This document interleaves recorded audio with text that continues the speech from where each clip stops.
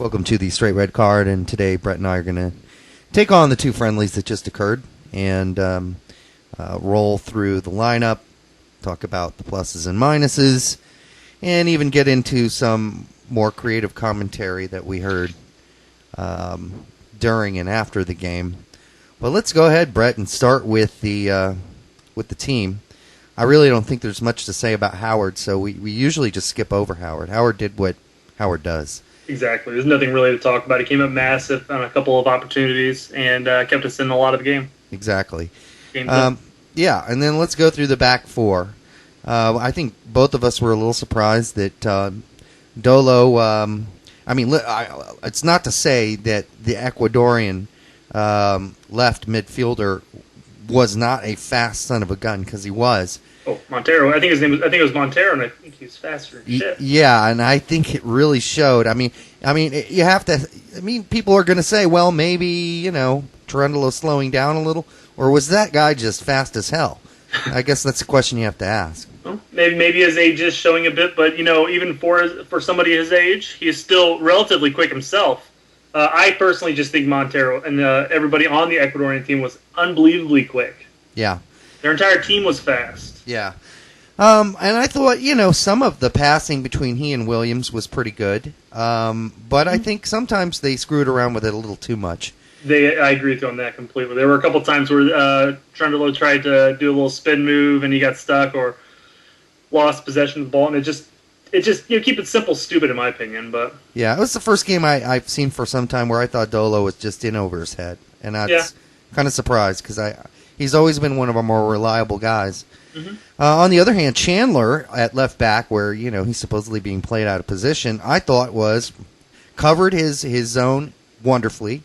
And Wally, at least when he was playing with Shea, not so much with Beasley, but with Shea, I thought Shea and Chandler combined a number of times, and they were just kind of wicked fast down the down that left side. So maybe good news there. That's kind of the best news of the game, or one of the better pieces of news from the game, is Chandler really looks comfortable, or like he's getting comfortable at left back. Well, and he definitely did shine against Ecuador. I thought he played really well with Shea, like you mentioned. I would still like to see him on the right side, but as long as we still have Cherundolo and as long as we don't have a left back that's worthy of it, I think Chandler's really going to be our biggest option. And he's proving to be dangerous on that side as well. Like you said, he's combining well with Shea, and I think it's going to be a good pairing. I don't see a left back worthy of it happening anytime soon. So I think I really think Chandler might be our guy, because even when Spector came in the second half, and Spector's played more left back than Chandler has, they kept Spector on the right and kept Chandler on the left. So they really either didn't want Spector to be exposed on the left, where they've tried playing him before, or they really think Chandler's getting the hang of it. My guess is that Jurgen just simply wants Chandler to get as much experience on that side, because that's most likely the position he's going to be playing. I think Spector, with his diversity as far as being able to play both left and right, he has primarily played more left with club ball, but his ability of playing on the right opens up the chance for Chandler to continue playing on that left and trying to build upon his experience. Well, you could have switched him, though. It wasn't necessary, in all honesty. Yeah, sometimes if you're playing left back all game and all of a sudden you get switched over, it does kind of throw you for a loop. Now, Boca and Gooch in the middle, I thought they were very reliable. Boca was his regular, reliable self, although, he did Lawless did criticize him after the game for long balls.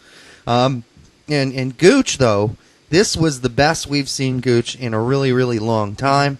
And there was a time where I thought maybe we wouldn't see much more of Gooch, that injury looked so serious and so severe that it would linger for the rest of his career. He seems to be totally over it. Well, as far as Boca's concerned, I thought he played well. I thought he's as reliable as usual. I have to agree with Wallace that there are times where he is just looking for that quick out, that boot, rather than trying to do something that might not be comfortable. Although I think his passing ability is fine. I think he can certainly make the passes, which he did show throughout the game. As far as Gooch is concerned, I thought, in all honesty, I thought this Gooch, this player, is better than pre-injury Gooch, in my opinion. I agree. This is the best we've seen. He's still a physical force. He still showed the stare down. Yeah. You know, he's like, what do you think you're doing? But, you know, in all honesty, his passing is crisper.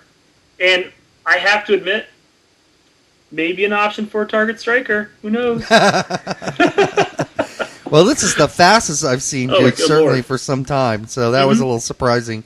And I like the fact we pushed him forward at the end. Mm-hmm. Now, Beckerman is another story. He's getting fried and flamed all over the web, especially on Goal.com and even on Yanks Abroad and other sites. People are saying that's enough. I didn't think that he had a horrible game versus Honduras. I did think he had a lot of problems against Ecuador. He looked a little lost, a little confused. He made a lot of bad passes. His defense, you know, you got to credit him for hustle and getting back and being the last man covering before the front four. But other than that, Beckerman, I'm not saying that he shouldn't get another shot. A lot of people are saying, that's it, get him out of there.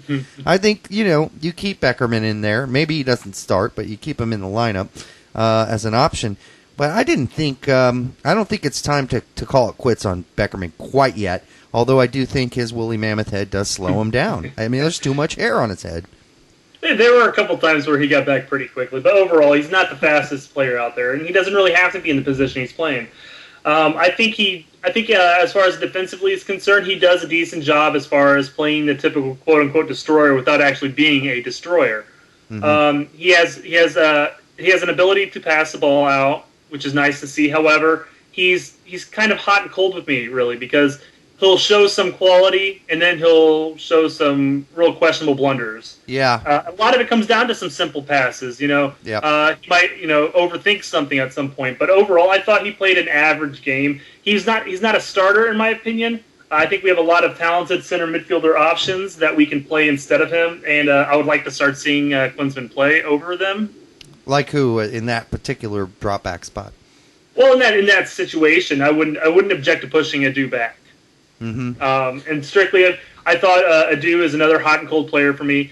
He'll have instances where he's, you know, he'll have a really nice touch, but then a simple pass, you know, a 10-yard pass that should go right to the player, but he ends up passing it away. Yeah, I don't know if Adu's the answer either. I'm just saying he's an option. What about Jermaine Jones? Well, once he starts getting some more playing time and Klinsmann calls him up, we can definitely take a look at him. He's not really much of an option until he gets more consistent playing time, and I think that's something that Klinsmann has talked about. Yeah, well, that doesn't seem to come into Klinsmann's head when he's talking about Agudelo. Yeah, that's a good point. I think there's there are certainly strikers he could call in that have been getting more playing time, but I wouldn't necessarily see as options.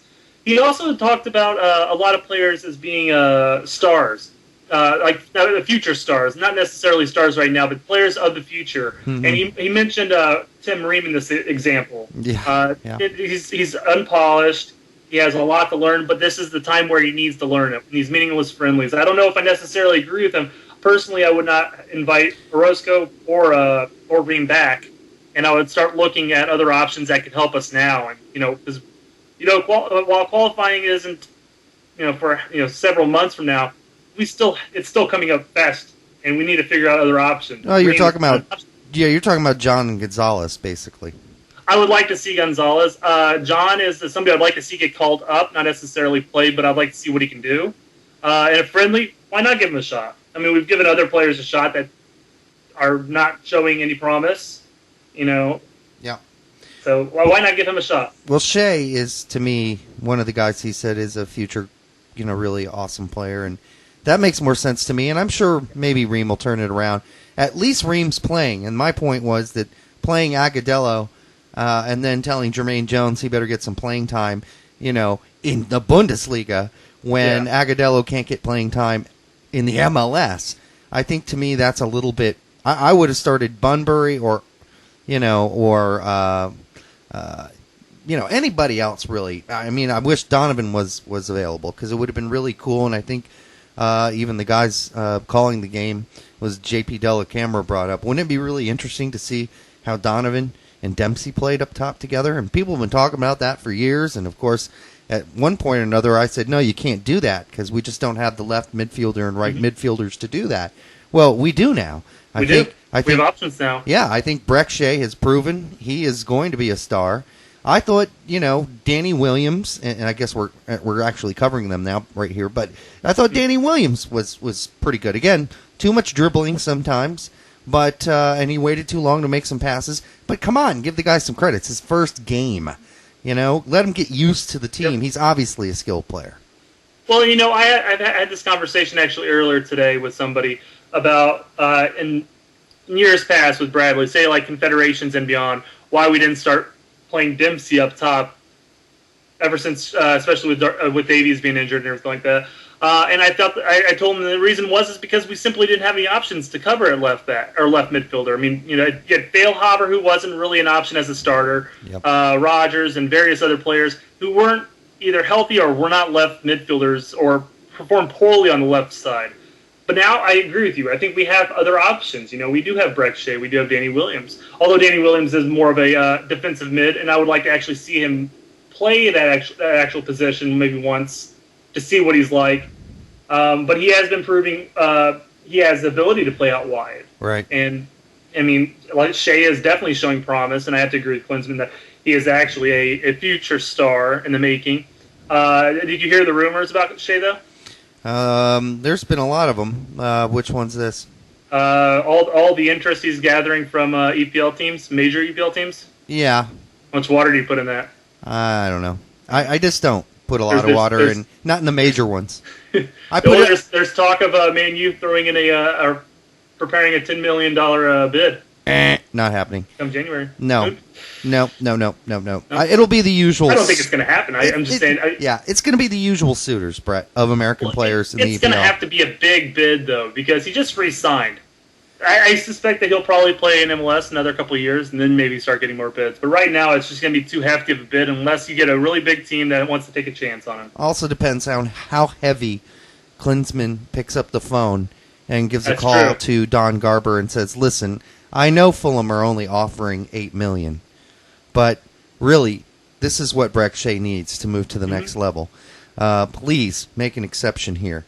Of course, back in the day, they didn't make that exception for Dempsey, did they? But I don't think Bob Bradley had the same sort of pull that Klinsmann has, the same kind of oomph. So we'll see about that. Wouldn't the initial bid have really been with Dempsey? Wouldn't it have been during Arena's tenure? The initial one could have been, yes. 2002? Yeah. So yeah, because he was denied. Dempsey was. They said no several times to several offers, and Dempsey was just itching to get out of the MLS. So I mean, the point is that I think the usual suitors are going to show up at the door of Brek Shea, and those are the teams in the EPL that are used to having American players. I think guys like Everton, who are comfortable with American players. There's no hang up there. Maybe even a Liverpool. Maybe they're comfortable enough now. But I just don't see a Man United, and I don't even want a guy. I don't want Shea. I mean, look, a guy like Valencia, as talented as he is, who played last night for Ecuador, can't even get a starting job on Man United's team. So I don't want. Hasn't he been injured recently?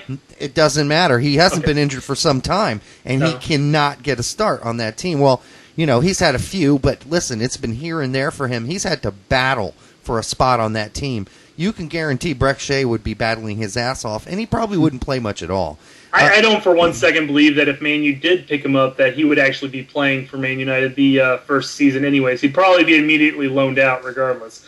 I don't know if I see it happening anyways. I see Brek Shea as being a very, very good player. Mm-hmm. I do not see him being an international superstar. Sue me for saying that. I think he's going to be a very reliable first teamer, and I think he's going to be a very good player for a very long time. But I do not think he is in the same class as say Cristiano Ronaldo or anything near that. And I think we got to just make sure we don't get ahead of ourselves here. Still, you got to be impressed with his movement off the ball with Dempsey and Chandler on those one-touch plays. They created a lot of our opportunities in the first half against Ecuador. Absolutely. I mean, the kid definitely has talent.